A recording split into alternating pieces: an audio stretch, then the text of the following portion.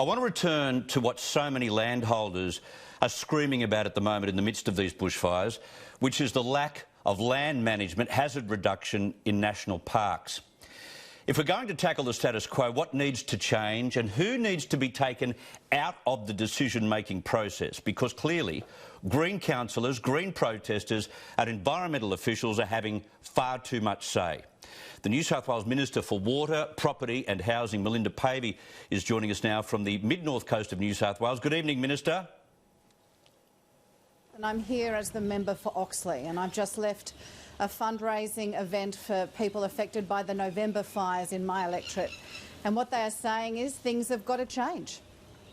Yeah, I'm sure they do. Before we talk in detail on that, what is your was your colleague Andrew Constance right in criticising the Prime Minister this morning? Look, I've been out on the ground. I've sort of heard about it on the radio. I just think it's important that we come together. It's a really, really tough time for the people of the South Coast.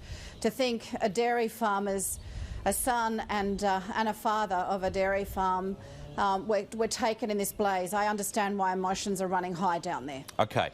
Would you agree that those who have stood in the way of proper hazard reduction in Australia, in particular in national parks, have blood on their hands through this process?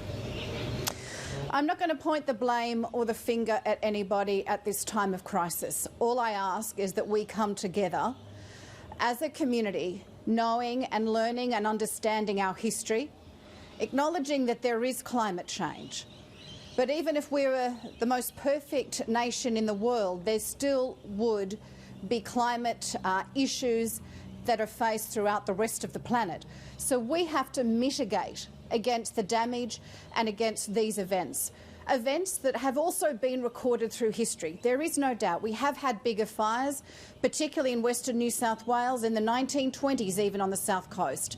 And even on the North Coast here, there has been recorded incidences of these fires since we arrived. But there is no coincidence that one of the most beautiful locations in my electorate is called Smoky Cape. And that was named by James Cook as he sailed past here and saw smoke on that cape. Even the explorer John Oxley, which my electorate is named after, would not have been able to climb down the Great Dividing Range like he was 200 years ago. Last year we had the anniversary of his expedition, where he was one of the first explorers, white explorers I might add, that travelled from Tamworth across the Liverpool Plains down to Port Macquarie, named Mount Seaview, from where he saw the ocean. Today he would not be able to get down. We have changed land management practices in this nation, and we have not properly afforded our Indigenous forebears the respect in the way that they managed our land. Yeah, that's a very good point. So the system of allowing permits for hazard reduction and burn-offs in places like national parks... Sorry, Chris? I was just saying the system of allowing permits for burn-offs or hazard reduction in national parks is obviously faltering. What needs to be done, what needs to change to make it more efficient and to make it happen more often than it does at the moment?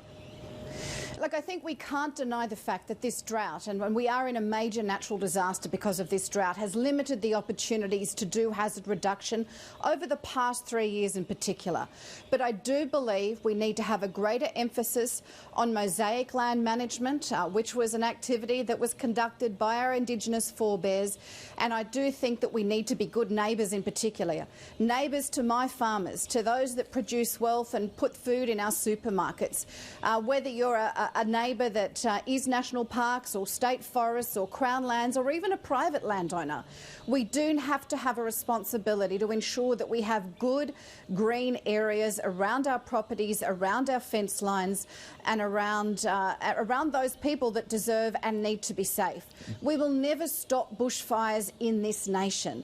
I mean, we've seen the results of exporting eucalyptus trees to Spain and California. They're a highly volatile species, but we do do have a responsibility to keep that fuel load down around our urban interface, around our properties, and we also need to ensure that that we have proper conversations when we limit the amount of hazard reduction even on private property.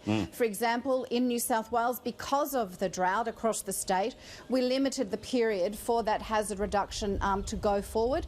We cut it, usually you can go through till August, but we finished it so that it's finished in July this year because of the drought. So I think there are a whole bunch of things that we need to do. We need to act. We need to acknowledge our communities in regional New South Wales, and I join with my National Party leader John Barilaro and acknowledge my country colleagues in Shelley Hancock and Andrew Constance are doing it very tough. But land management principles need to change. We need to respect what our communities as local members we are hearing on the ground.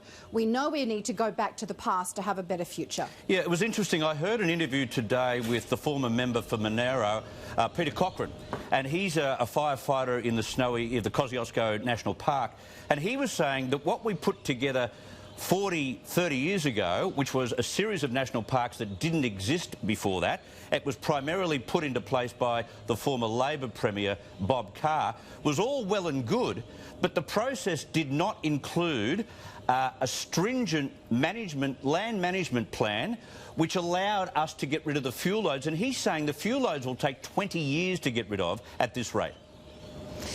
Peter from Adaminaby, Peter Cochrane has some very good points, and I've seen the results of the Canberra bushfires of 2003 in January, where we have landscape that never grew back because the fires were so ferocious in the heat. Peter has some good points, but we need to be going forward and acknowledging that we can't go and hazard reduce every patch of public land annually. It needs to be a mosaic approach. We need to bring in the learnings from our Indigenous past. Yep. But first we must start with being good neighbours to our landholders. We need to stop investigating and we need to start doing. Yeah. Finally, tomorrow will be one hell of a day for people both in Victoria but also along the south coast in particular. What's your message to those people who are trying to look after and save their properties? Oh, please. A property is important, but your life is the most important. I might also add, Chris, that 350,000 cubic metres of timber was collected from the Gippsland area. We are now down, that's in the Victorian area. We are down now to 50,000 cubic metres. So the fuel load, the tree load is increasing. But my greatest fear is it comes across from Eden. We've got a big timber mill there that has been closed for safety reasons. But one of the biggest concerns, aside from the industry and our communities, is the fact that we have very strong koala populations down there. We've had a big impact. You know, there is 500 million critters that is estimated by the University of Sydney that have died through these fires. Yep. I don't think that is a statistic that anybody in sustainability management should be proud of, and I'm not proud of that. I'm not pointing fingers. It's our job as a government to pick it up and start acting in a way that we give communities and our native wildlife protection. It's a great example of how sustainability can sometimes be its own worst enemy. I appreciate your time this evening and tonight. Melinda Pavey, thank you very much. Have a good weekend. Thank you very much, Chris.